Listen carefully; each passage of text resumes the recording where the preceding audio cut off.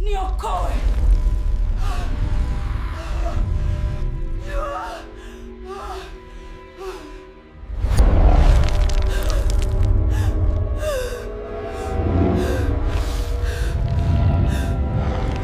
Oh my god, look at that! Run! Everybody run! It's coming out of the ground!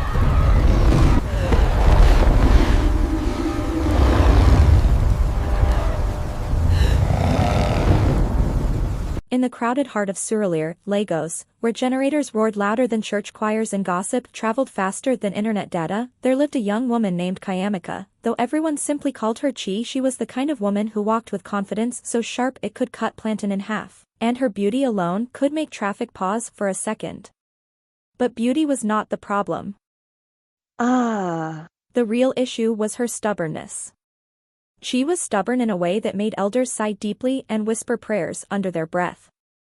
Her mother, Mama Ngozi, warned her constantly, telling her that a person who ignored warnings was like someone dancing happily in front of a sleeping leopard, but she always laughed it off like it was a joke from a comedy skit.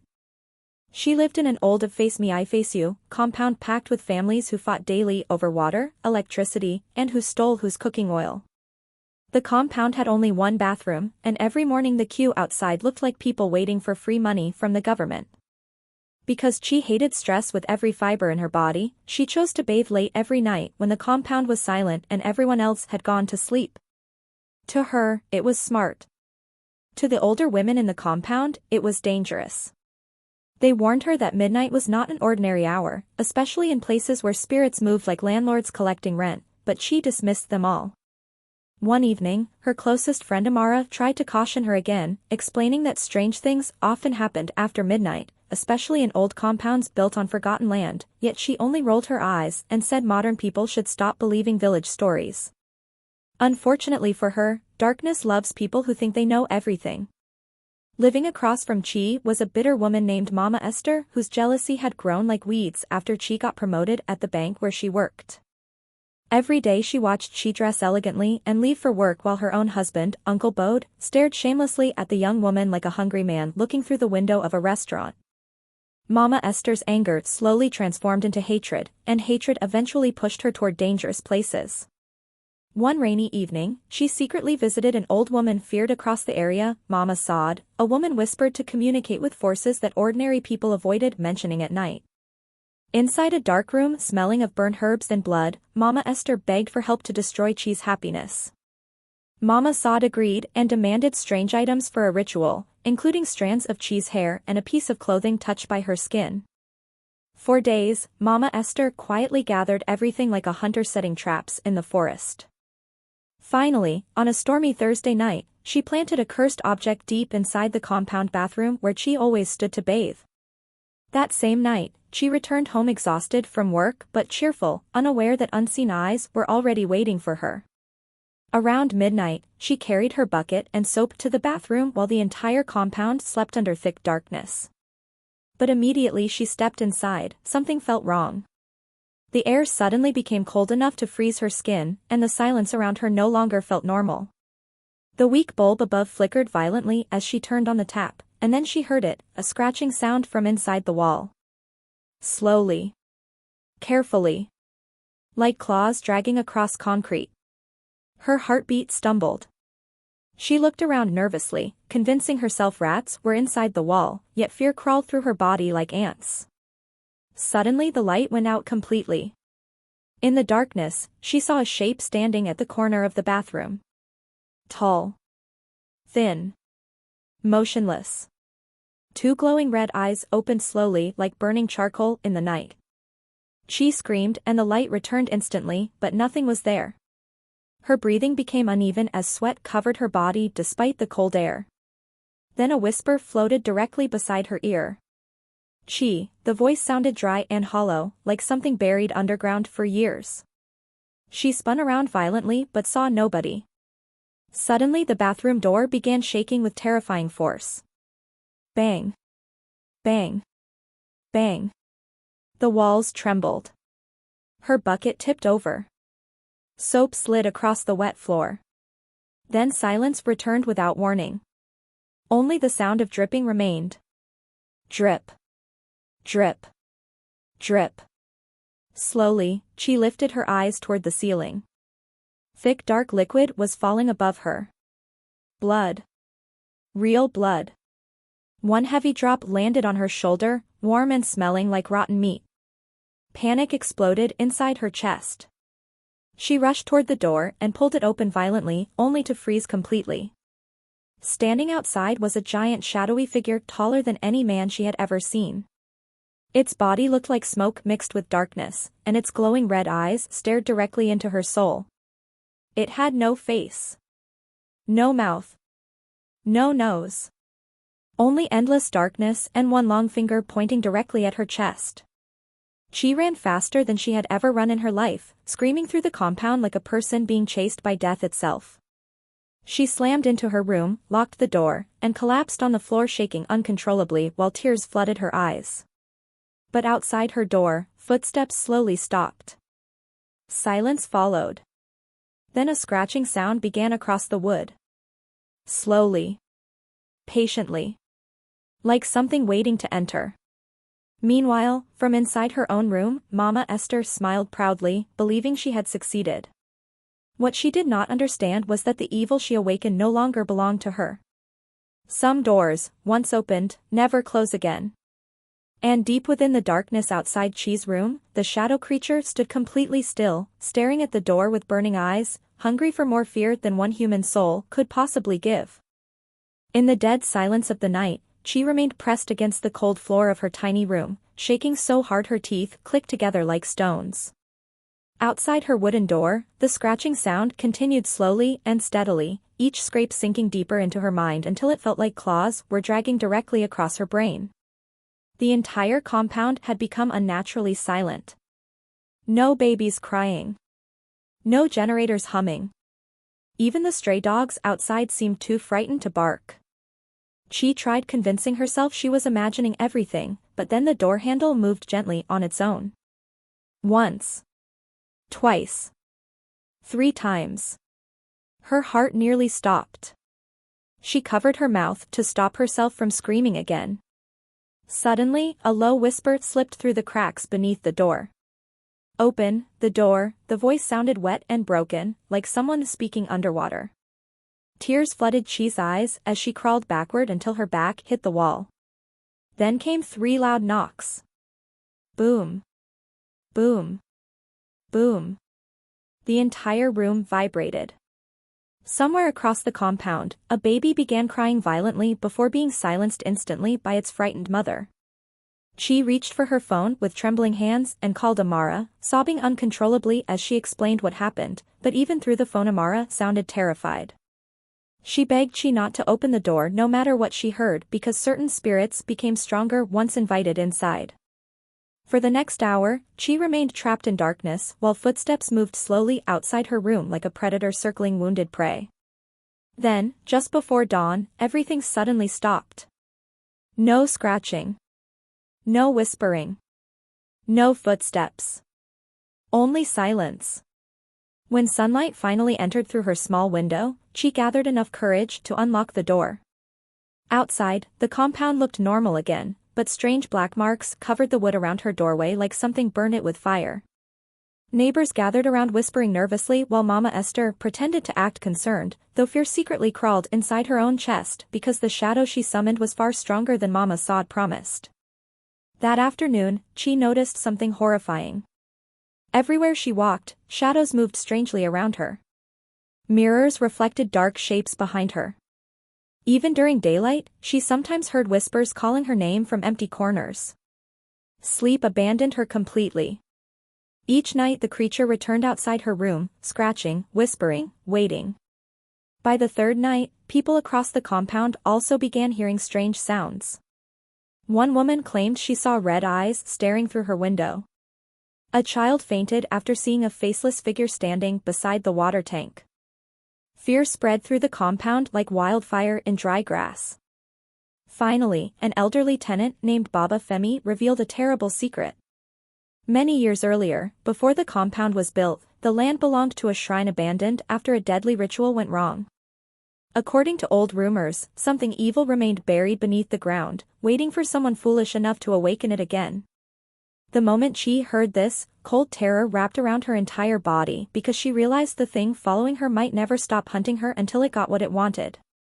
By the fourth night, she was no longer the same woman who once laughed at midnight warnings and mocked old traditions. She had become a shadow of herself, moving through the compound with restless eyes and a heart that refused to beat normally, because everywhere she went, something unseen followed closely behind her like a second skin she could not remove, and though the sun shone brightly over Surulere that day, its warmth could not touch the cold fear growing inside her chest, as whispers began trailing her even in daylight, faint at first, like wind passing through dry leaves, but gradually louder, clearer, until she could hear her own name being called from empty corners, from inside walls, from beneath the ground itself, and when she turned quickly, hoping to catch whatever it was, there was always nothing there, yet the feeling of being watched never left her, not even for a second. The compound itself had changed too, as neighbors who once argued loudly now spoke in hushed tones, their eyes filled with suspicion and fear. Children refused to play outside after sunset, and even the boldest men avoided walking alone at night, because everyone had started experiencing strange occurrences, objects moving on their own, doors opening slowly without wind, shadows stretching unnaturally across walls like living things, and though nobody said it openly, they all knew the center of this darkness was Chi, the one who had unknowingly stepped into something far beyond her understanding. And that same evening, as she sat inside her room trying desperately to stay awake, something unusual happened. Her mirror, the small cracked one hanging beside her bed, suddenly reflected a figure standing directly behind her, tall and still, its glowing red eyes burning like embers in the darkness, and before she could turn, the reflection smiled, a slow, unnatural stretch of invisible lips, and whispered without sound, sending a chilling vibration through her bones. She spun around immediately, but as always, nothing was there, yet the mirror continued to tremble slightly as if something had just passed through it, and in that moment, she understood something terrifying. The creature was no longer just visiting her at night, it had attached itself to her, following her everywhere, feeding on her fear, growing stronger with every heartbeat. She lost to panic. Meanwhile, across the compound, Mama Esther began to feel the consequences of her actions, as strange things also started happening in her room. Her cooking pots rattled without reason, her sleep was filled with nightmares of being chased by the same faceless shadow, and worst of all, she began hearing a second voice whispering inside her head, repeating the same words over and over again. You opened the door. You cannot close it. And for the first time since she began her plan, true fear gripped her soul, because she realized the ritual had gone wrong in a way she could not control. Later that night, she could no longer bear the torment and decided to confront whatever was haunting her, and though every part of her body screamed not to, she stepped outside her room just before midnight, the compound completely silent once again as if the world itself was holding its breath, and slowly, carefully, she walked toward the bathroom where everything had begun, each step heavier than the last, until she reached the door and pushed it open, the same flickering bulb swinging above her as cold air wrapped around her body like invisible chains, and then, just as she stepped inside, the door slammed shut behind her with a force that echoed across the compound, locking her in darkness once again, and from the far corner of the bathroom, the shadow emerged, rising slowly from the floor like smoke forming into shape, its glowing red eyes fixed directly on her as its long finger lifted once more, pointing straight at her chest, but this time, it did not stay silent, because as it began moving toward her, the voice that came from it was no longer a whisper, it was clear, deep, and filled with something ancient and hungry, as it spoke her name with terrifying calmness. Chi, you belong to me now. And at that exact moment, she felt something invisible wrap around her throat, tightening slowly, lifting her slightly off the ground as her breath disappeared, her hands clawing at nothing, her eyes wide with terror as she realized the truth she had refused to accept from the beginning. This was no ordinary spirit, no simple curse that could fade away with time, but something far older, far darker, something that had been waiting long before she ever stepped into that bathroom, something that now saw her not just as a victim, but as its possession. Chi's body crashed violently against the wet bathroom floor the moment the invisible force released her throat, and for several seconds she could do nothing except gasp desperately for air while tears streamed uncontrollably down her face. But the creature did not disappear. No, it remained standing there in the darkness like a king watching a helpless prisoner struggle to survive, its burning red eyes glowing brighter each second as the flickering bulb above swung wildly back and forth, throwing twisted shadows across the walls. And then the thing spoke again, its voice sounding like many people talking at once from deep underground. The door has opened, and blood must answer blood, before suddenly vanishing into the darkness as though it had never been there at all, leaving behind only freezing cold air and the horrible smell of decay. Trembling violently, Chi forced herself up and stumbled out of the bathroom, screaming for help until neighbors rushed from their rooms, carrying lanterns, flashlights, and sticks. But the moment they saw her bruised neck and terrified eyes, fear spread through the compound once again like poison, because nobody could deny anymore that something evil had entered their lives, and among the frightened faces stood Mama Esther, whose own fear had now become unbearable, because she understood exactly what caused this nightmare, yet she remained silent, too ashamed and terrified to confess the truth. The following morning, Baba Femi gathered the tenants together beneath the old mango tree in the center of the compound and finally revealed the full story of the land they lived on, a story so dark that even the strongest men listening began sweating nervously despite the heat. For many years before buildings stood there, the land had belonged to a feared spiritual society that performed rituals in secret during the colonial era, and according to legend, one terrible night a powerful entity was summoned accidentally during a sacrifice gone wrong, killing several worshippers before vanishing beneath the earth, after which the shrine was destroyed and abandoned. But the elders warned that the spirit was never truly gone, merely sleeping beneath the ground, waiting for human greed or jealousy to awaken it again. And as Baba Femi spoke those words, his eyes slowly moved toward Mama Esther, who immediately looked away, unable to meet his gaze. Later that evening, Chi finally confronted Mama Esther privately after noticing her strange behavior, and under the crushing weight of guilt, the woman broke down completely, confessing everything through tears, her jealousy, her visit to Mama Saad, the ritual items she stole, and the cursed object hidden in the bathroom. And as Chi listened in horror, rage exploded inside her chest so fiercely she nearly attacked the older woman right there. But before she could speak, the room suddenly became freezing cold, the kerosene lamp extinguished itself instantly, and from outside came the sound of hundreds of whispers speaking at the same time, causing both women to freeze in terror. Then slowly, beneath the door, thick black smoke began sliding into the room like living darkness, twisting across the floor toward them while the whispers grew louder and louder until they sounded like screaming voices trapped underground. And in the middle of that nightmare, the shadow creature appeared once again directly behind Mama Esther, towering over her silently before its long claw-like fingers rested gently upon her shoulders, causing her body to stiffen completely with terror. She tried to scream, but no sound came out, because the creature slowly leaned closer to her ear and whispered something nobody else could hear, and whatever it said shattered her sanity instantly. For Mama Esther suddenly began crying hysterically, clawing at her own face and begging for forgiveness while screaming that she did not mean to release it, but the shadow only pointed toward the bathroom once again, as though commanding them to follow, and before either woman could react, the walls of the room began cracking violently while deep rumbling echoed beneath the entire compound, shaking the ground hard enough to wake every resident from sleep. People rushed outside in panic as cracks spread across the courtyard floor, and from deep beneath the earth came a sound nobody there would ever forget, a low, monstrous growl rising from underground like something ancient was awakening after centuries of hunger. And standing among the terrified crowd, Chi realized with horrifying certainty that the evil haunting her was no longer hiding in shadows anymore, because whatever had been buried beneath that compound for generations was finally beginning to rise.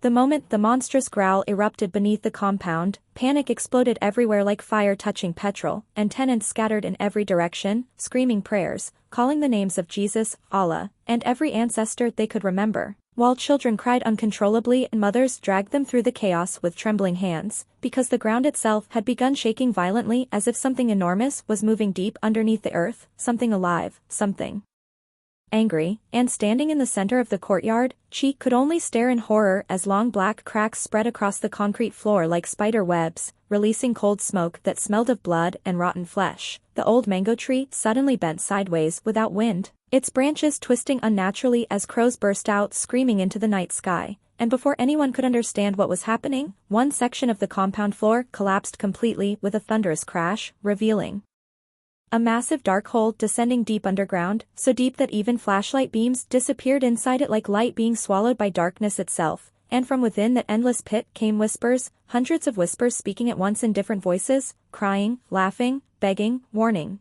until the sound became so unbearable several people covered their ears and fell to their knees. Baba Femi shouted for everyone to leave the compound immediately because the spirit beneath the land was fully awake now. But before anybody could escape, the compound gate slammed shut on its own with terrifying force, trapping everyone inside like prisoners in a cage, and then the lights across the entire street went out at once, plunging everything into total darkness except for the glowing red eyes that slowly appeared inside the hole below. Meanwhile, Mama Esther had completely lost control of herself, shaking violently as she confessed to everyone what she had done, begging for forgiveness.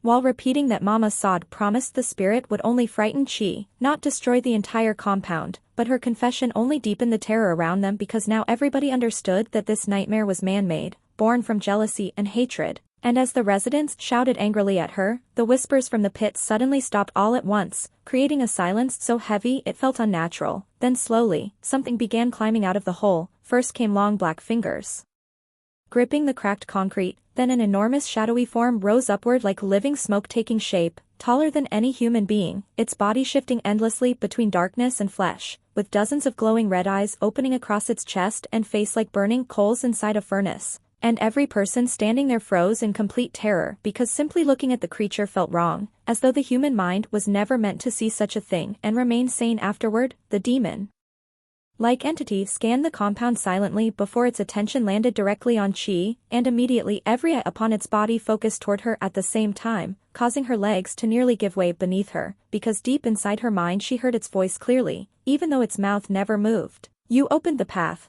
now the debt must be paid." And before she could react, the creature lifted one enormous arm toward the sky as black smoke erupted outward across the compound like a storm wave, swallowing walls, windows, and screaming tenants in darkness, while invisible forces hurled people violently against doors and buildings. Chi fell hard to the ground, struggling to breathe as the smoke wrapped around her body like chains, and through the chaos she saw something even more horrifying. Inside the black smoke were faces, countless human faces twisting in agony as though trapped forever within the creature itself, their mouths silently screaming for help. Baba Femi desperately began reciting ancient prayers while throwing blessed white powder toward the entity, causing it to recoil slightly with a furious roar that shook the entire neighborhood. But the spirit was far too powerful now, strengthened by fear, by hatred, by the ritual that had awakened it completely. And then, in one terrifying moment, the creature pointed directly at Mama Esther, who screamed and tried to run, but shadows instantly wrapped around her legs and dragged her slowly across the ground toward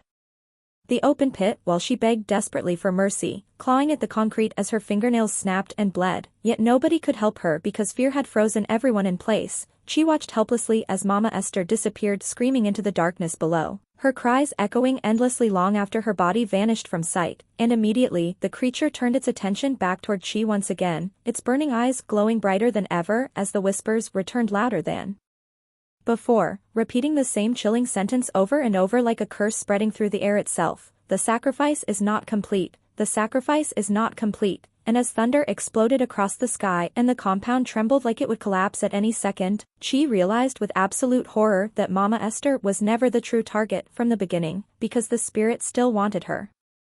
Rain exploded from the sky with terrifying force as thunder rolled above the compound like angry drums from another world, and she stood frozen in the middle of the chaos while the giant shadow entity stared directly into her soul, its countless glowing eyes burning brighter with every scream around it. And all across the compound terrified tenants cried, prayed, and begged for mercy as walls cracked apart and black smoke swallowed the buildings one section at a time, but none of it mattered to the creature because its attention remained fixed only on Chi, the girl who had unknowingly become connected to the darkness the moment she stepped into that cursed bathroom, and inside her head the spirit's voice echoed louder than thunder itself, repeating the same horrifying words over and over. The sacrifice must be completed, until it felt like her skull would split open from the sound. Baba Femi, despite his age and fear, staggered toward her through the smoke and finally revealed the terrible truth he had hidden all along, that long ago the ancient shrine buried beneath the compound worshipped a devourer spirit that could only remain trapped through blood sacrifice, and every generation the elders secretly performed rituals to keep it asleep beneath the earth.